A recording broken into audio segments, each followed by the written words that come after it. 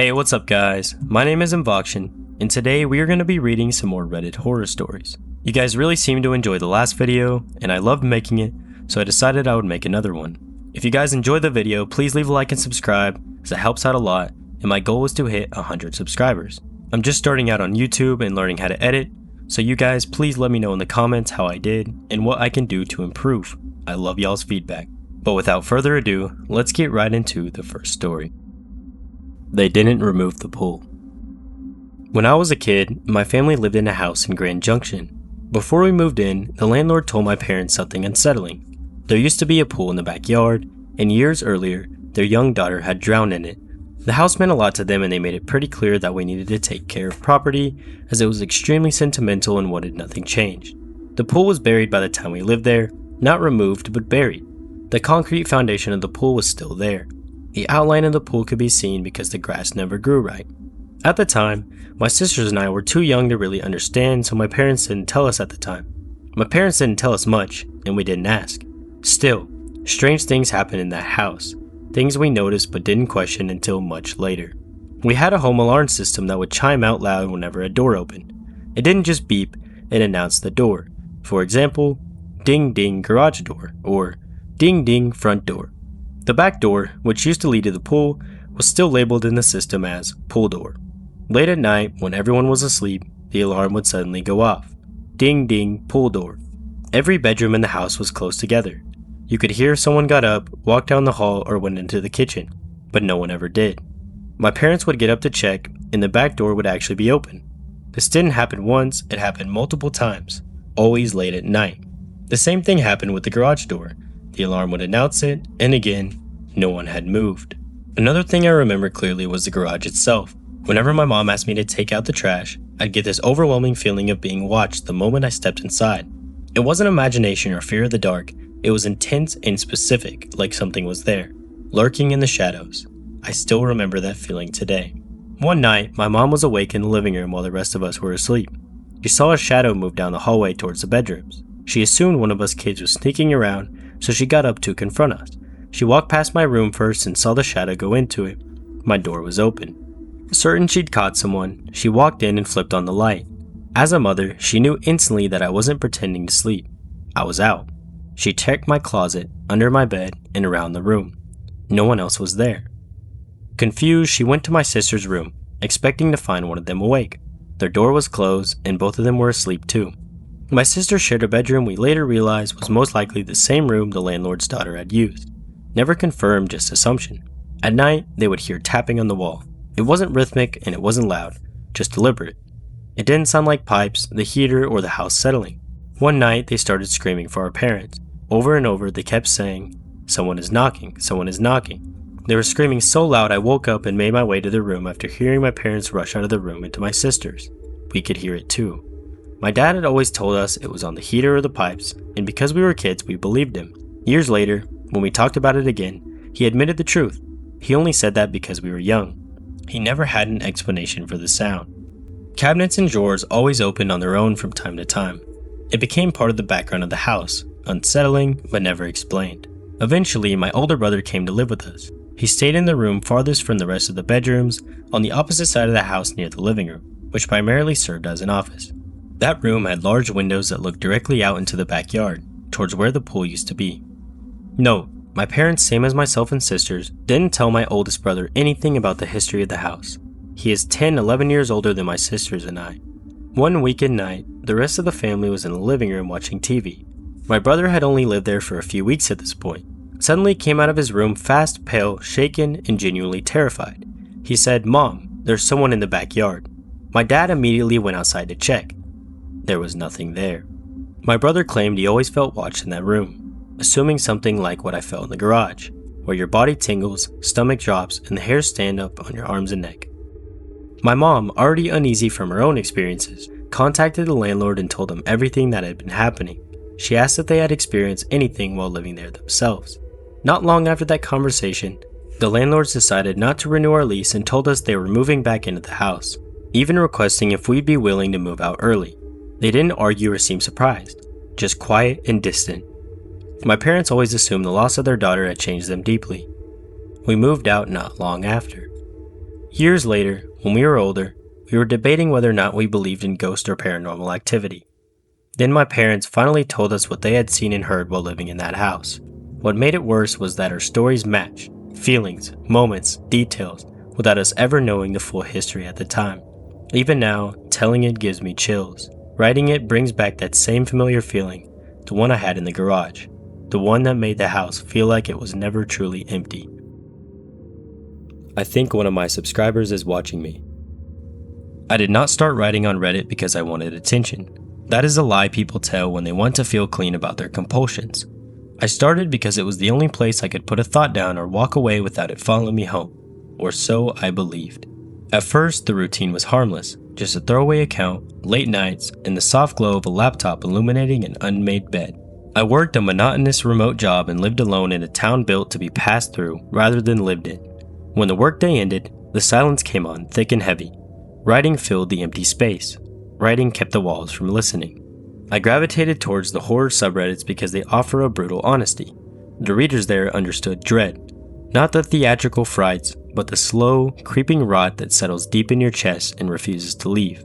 My early posts were small observations. A man waved every night from the edge of a cornfield. A voicemail that played rhythmic breathing only when rewound. The comments were kind and encouraging, with familiar usernames popping up to offer praise. Then I wrote The Quiet Neighbor. Then the atmosphere shifted. It was a first-person story about a man whose neighbor stands in the exact same spot outside his house every night, lingering just beyond the reach of the porch light. Never moving, never closer, never gone. I kept the prose restrained, offering no clean explanations and letting the reader sit in the raw uncertainty. It performed exceptionally well. Front page, thousands of upvotes, and a flood of messages asking if it was based on true events. Answering those messages was my first mistake.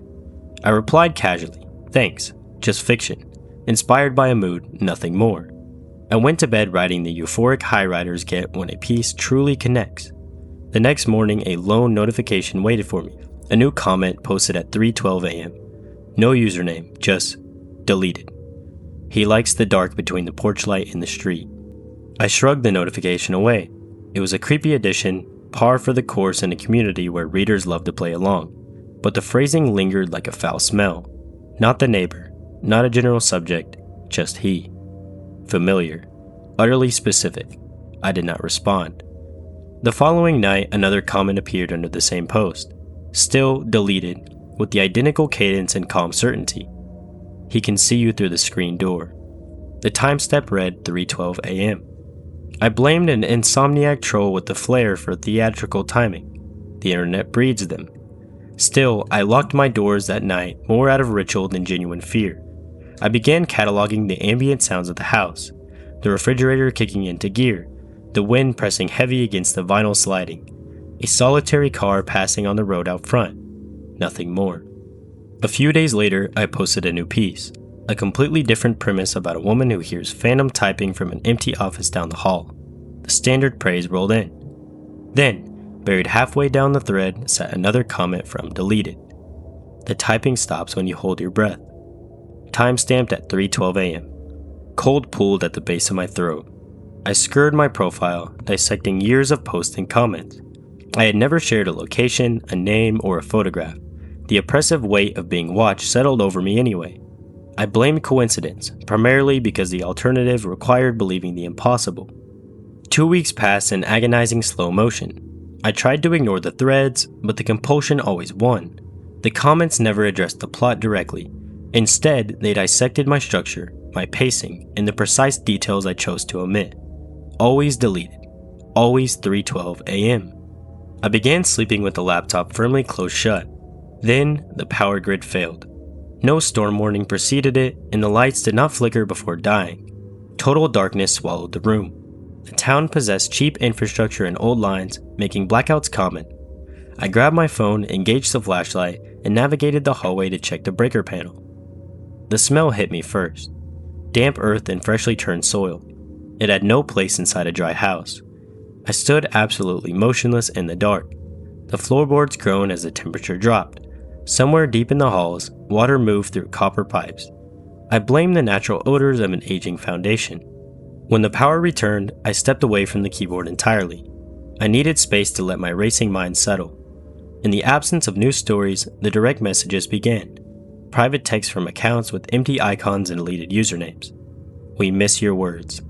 I blocked the account. The platform simply replaced it with another. I tested the carbon monoxide detector and swapped the batteries just to be certain. I researched paranoia symptoms and slammed the browser shut before reading the results. Then came a small detail, something I wish I had missed. In The Quiet Neighbor, I described the protagonist's house as having a cracked third step leading up to the porch.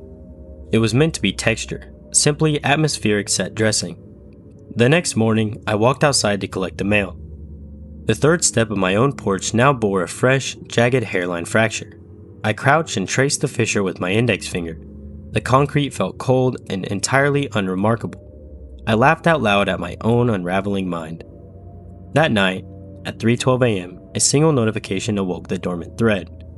Concrete shifts when the ground is disturbed. I stopped laughing. I began meticulously documenting everything. Dates, exact times, digital screenshots. Yet every time I reviewed the files, the data had mutated. A crucial image missing. A timestamp shifted by an hour. A digital note I had no memory of drafting, written in my exact authorial voice. One entry sat alone in a blank document. He doesn't like when you check the windows twice. I wiped the drive clean. The following afternoon, the latch on the bathroom window sat open. It requires a specific, forceful jiggle to unlock, and I check it religiously every night. I sat on the porcelain edge of the bathtub and stared at the latch. The glass offered only a warped, pale reflection of my own face. Desperation pushed me back to the keyboard. I avoided fiction and posted a purely analytical essay on the mechanics of writing fear, arguing the unknown holds more power than the explicit. It felt safe and detached. The first comment arrived almost instantly. We are not the unknown. Time-stamped at 3:12 a.m., I slammed the lid down. My hands shook violently. No more rationalizing. I drafted a frantic message to the forum moderators, detailing the patterns, the exact timestamps, and the undeniable escalation. They responded with polite sympathy, suggesting the obsessive trolls often latch onto rising creators. They advised me to step back, mute all notifications, or simply delete the account. Erasing my digital identity felt like a potent mixture of grief and salvation. I hovered the cursor over the deletion prompt for 10 full minutes. Before I could click, one final direct message arrived. You cannot delete us. That was the moment the floor gave way entirely. The plural pronoun severed my last tether to logic. I deleted the account. The platform logged me out, the page refreshed, and the pseudonym vanished. The resulting silence felt clinical and wrong, much like a room stripped of furniture where only the heavy indentations remain in the carpet. I went to bed early and slept in fractured bursts. At exactly 3:12 a.m., my eyes snapped open. No noise woke me, only the absolute certainty that the atmosphere in the house had shifted. I lay paralyzed, regulating my breathing to listen. A wet, soft rhythm resonated from just beyond the exterior wall. Not footsteps. It was slow, patient respiration pressed directly against the vinyl siding. I refused to check the window. The scent of damp earth permeated the drywall. By morning, barefoot impressions ruined the soil in the front flower bed. Deep, heavy, and facing the house. The responding police officers took unenthusiastic notes. They asked standard questions regarding enemies, narcotic use, or occupational stress. They suggested a security camera to ease my nerves. I installed 3 that afternoon, covering the front yard, the back door, and the blind side of the house. Night fell, and I sat paralyzed at the kitchen table, obsessively monitoring the live feeds on my phone. At 3:11 a.m., the perimeter remained secure. At 3:12 a.m., the front camera feed fragmented into static. When the picture stabilized a second later, a figure occupied the absolute edge of the frame. It stood far back, perfectly positioned where the artificial light bled into the dark. The resolution offered no facial details, but the unnatural stillness commanded the screen. The digital timestamp flickered once before the entire feed froze completely. The next morning, the application classified the footage between 3:12 and 3:20 as a corrupted file. I packed a single duffel bag and drove blindly to a decaying motel 2 towns over, leaving every light in the room burning bright. I promised myself the retreat was a temporary measure to regain perspective. The local wireless connection proved agonizingly slow, yet at 3:12 a.m., my phone vibrated on the cheap nightstand. A push notification alerted me to a new submission. It was published under my deleted username. The title read, "The Writer Who Tried to Leave." I opened the link with trembling fingers. The prose mirrored my exact voice, matching my rhythm and my disciplined restraint. Clean sentences with controlled rough edges. The text described this exact motel room. It detailed the neon sign flickering outside the window and the lingering odor of industrial bleach masking stale tobacco. It cataloged the contents of the unpacked bag and mocked the way my hand unconsciously drifted towards the deadbolt. Then the narrative shifted. It described the tall, unmoving shape occupying the bathroom doorway just outside my peripheral vision. It detailed how the thing waited in perfect silence for the precise moment I would look up from the screen. The story ended mid-sentence. I did not turn around. Blood hammered against my ribs as I stared at the glowing screen for what felt like hours. When my muscles finally obeyed, I kept my eyes locked forward, grabbed the keys, and ran out the door. I am typing this manuscript from an undisclosed location. I refuse to name the city. I refuse to document the date. I no longer check the time. I no longer write fiction. I document this reality instead. Whenever I stop typing, the air in the room grows thick, as if the dark is waiting for absolute silence to make its final move. If you happen to read this at 3:12 a.m., and a cold familiarity settles over your skin, if you entertain the brief, terrifying thought that this is not merely a story, that is not paranoia, that is pacing, and it knows you are here. Wow guys, that was a really scary story. It really makes you realize why you need to be safe online, because there's a lot of creepy people out there, and you never know who could be watching you online, or in real life, so just be careful out there, y'all. Anyways, let's go on to the next story. I keep getting texts on my new phone that say, "Help me." Well, I don't have this new phone in question anymore. They took it back. I'm glad to be rid of it, except what happens next. Let me back up. It started with an encounter with someone from my past. My friend works for a company called MedOscar. They source some of the precious metals used in smartphones. I don't know much about that, except the metals come from somewhere deep in Africa, and every now and then, his company comes under fire for some exploitative labor practices. Anyways, he's an old friend, and we sort of drifted apart in recent years. Back then, he was the screw-up of our group. Lied about everything, skipped class, did drugs, had run-ins with the law, and he was cynical as hell. I was the good kid. He always teased me about that, called me wimp, said I'd believe anything, that I trusted too easily. But I heard he'd cleaned up, got all corporate, not that it makes him a better person. We ran into each other in a park one early morning. I was walking my dog. It's a low-income part of town, definitely far from where he probably now lives. At the time, I didn't ask him what he was doing there. Now I wonder. He said it was a great luck to run into me. I asked why. "Well bro, we've got this new prototype smartphone, and I'm giving a few models to close friends to try out. Want one?" I said sure, free phone, why not? Trust me, you'll dig it. He pulled out one of his fancy leather shoulder bag and jammed into my hand. "Got a flex bro, Uber's here. Let me know how it goes, my number's saved." And he hopped into a big shiny black car that had just pulled up. The phone looked like any other, maybe a tad sleeker. When I got home, I took it out. There was one text. It read, "Help me." I assumed it was him, so I texted back, "What do you need?" "Help me." I looked in the contacts. My friend's number was there, and it wasn't the number this text came from. In fact, this number was from long distance, area code 243. I looked it up, the Democratic Republic of Congo. I texted my friend's phone number. "What is this? Keep getting weird texts from like Africa." He responded, "Yeah, good, that's what I wanted to know. Ignore it. Trust me, lol." His tone pissed me off, so I powered off the phone. That night, I had trouble sleeping, and I'm usually a good sleeper, like I was waiting for something. Then I heard a ding, like an incoming alert, but different from my standard ding on my normal phone. My heartbeat ticked up a notch. I pulled the covers over my head. Ding again. I had to check. This new phone that I was sure I powered off was giving off a low red glare. Okay, it's a new prototype. Must be a bug in the hardware. Or was my friend messing with me? Some people never change. There were texts from the 243 number. "Help me." And "Please, help me. It's dark." I texted back, "Who is this? How did you get this number?" "It's dark. I'm cold, hungry, scared. Help me." Spikes of sweat crawled across my scalp. My fingers moved across the keypad. "Where are you? How can I help?" "Help me, please, soon." Do you work for MedOscar? Please, don't tell them. They put me here." "Put you where?" "Help me. I can't breathe." I was at a loss. I took a screenshot of the conversation, first sent it to my regular phone, then to my friend's saved number. He responded quickly. Change of plans. Do me a solid. Turn it off. Take out the battery. I'm coming to grab it back. Now? It's the middle of the night. Be there in 5. 5 minutes seemed too quick. I felt the need to act fast. I texted the 243 number. Where are you? I need to leave here right away. I'll come right to you. I'm here. Where? I am here. My front door thudded with loud, angry banging. I froze. Could it be? I heard the clink of metal tools.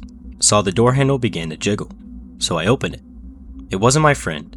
2 guys, one a thick Secret Service type, and the other wiry with long greasy hair and bug eyes, and he said, hand it over. It was in my hand, but like a fool I tried to hide it behind my back. The thick guy held me, the wiry one ripped the phone from my hand. On their way out, the bug-eyed one turned to me and said, you're a smart dude, right? Not the big mouth type. And they left. Hours passed, morning came. I just went online. There's a news story about a mining accident in the Democratic Republic of Congo. It's a huge scandal. The company failed to invest in proper safety measures. And what made it worse, some of the workers were supposedly young. Quite young. With my normal phone, I texted my friend. While waiting, I called. Disconnected number. The news story went on. Speculation one miner was trapped in the wreck. He could have been saved if immediate action had been taken, but he had no way of contacting the outside world to say he was still alive, to ask for help. The company, a local firm with ties to warlords but contracted by MedOscar, tried to bury the news. I still have the screenshot of the conversation, which I'd also sent to my friend. Seeing the 243 number, I texted from my normal phone. Are you there? No answer. Maybe I shouldn't have done that. Maybe I should delete it, wipe my phone, trash it, buy a new one, or go dark. A spokesperson from MedOscar made a statement about investigating this as a possible hoax to discredit them. They had a lead on an individual with ties to one of their employees, since missing, who had a history of radicalism and paranoia. What do I do? I'm pretty freaked out. Help me. Wow, this one is really scary and deep, and makes you wonder what those evil companies or corporations do. And I wonder where this company is now and what happened with this story, but you guys let me know what you think in the comments. I really have no idea. Well guys, I hope you enjoyed this video. This is my second video on the channel like I said, so leave some support and let me know in the comments what I can do to improve or what I am doing good, because I really like the feedback and I love you guys so much. And let me know if we should make another Reddit stories video, or maybe just cover some scary topic in general. Whatever you guys like to see, I will make it. Anyways guys, see you later.